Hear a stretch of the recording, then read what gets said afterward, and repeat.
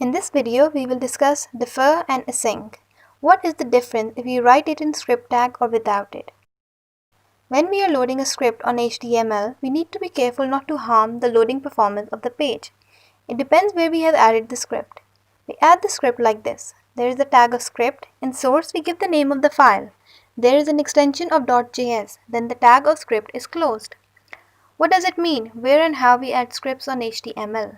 Whenever we execute an HTML page, the parser reads the code line by line and executes it. What do you mean by parser? It means that it creates a DOM, and when DOM is created, then it executes it line by line. These document object models, which are created in HTML, DOM tree is created. When it will go in HTML, in head, in title, in script, when it reaches this line, HTML parser will start fetching the script.js file. In this file, we have our functions. Whatever logic we have written, it will be in script.js file. Fetching and loading takes that much time that HTML code goes in waiting to be executed. So, for better performance, all the external script loading code should be added at the bottom just before the closing body tag. We don't put it in head. When body finishes, then we add script tag. With this, the script is loaded and executed after all the page is already passed and loaded, which is a huge improvement over the head alternative.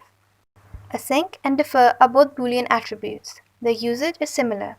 They are used in head, not used at the end of body tag. First, it starts passing HTML. Then, in head, it has script. It gets the script. It passes the HTML and starts fetching script, and in the end, executes. It resumes passing the paused HTML. Our script is fetched asynchronously, and when it's ready, the HTML is paused to execute the script.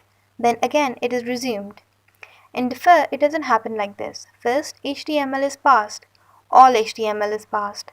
The script will be fetched and executed. The script is fetched asynchronously, and it is executed only after HTML passing is done. This is the difference. In async, passing is stopped in execution, and after execution, we continue with passing. In defer, HTML passing is done first. Then our script is executed.